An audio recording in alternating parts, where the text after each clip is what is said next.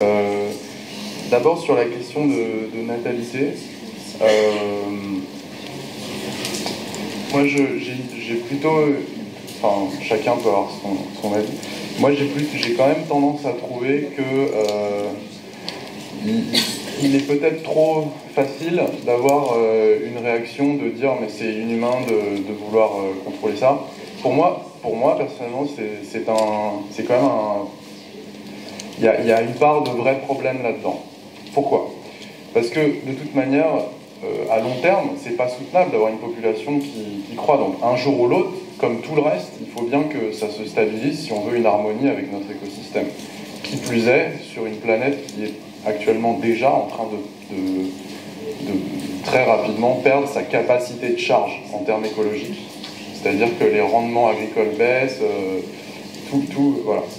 Donc pour moi, il y a un vrai problème de fond.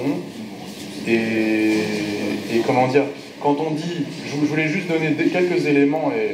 Alors quand on dit que les pauvres sur la planète consomment très peu, en gaz à effet de serre, oui, enfin ils émettent très très peu de gaz à effet de serre, par exemple en Afrique, dans les zones pauvres, mais l'empreinte, par exemple, si vous voulez, un être humain qui soit riche ou pauvre, un être humain riche peut consommer 1000 fois plus de pétrole qu'un pauvre, mais en termes de calories, en termes d'empreinte sur la biosphère, de combien d'aliments vous avez besoin par jour, on n'est pas très très éloigné. Okay ? La grosse... Et donc ça donne une empreinte au sol.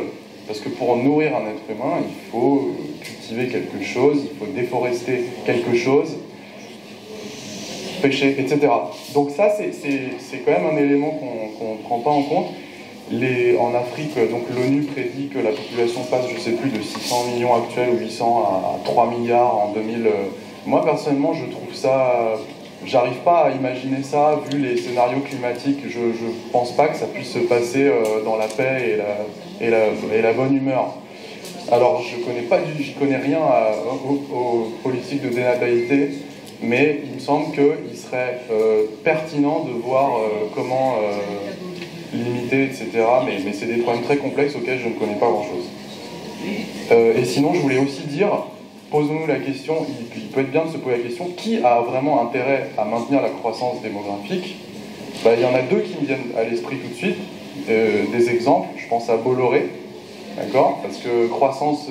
l'Afrique, c'est la nouvelle Chine, ok ? Donc c'est là où il y a tout le gros business à faire dans les prochaines décennies. Hein, donc peut-être pensons à ça. Et la finance, évidemment, pour qui n'importe quelle croissance est toujours intéressante.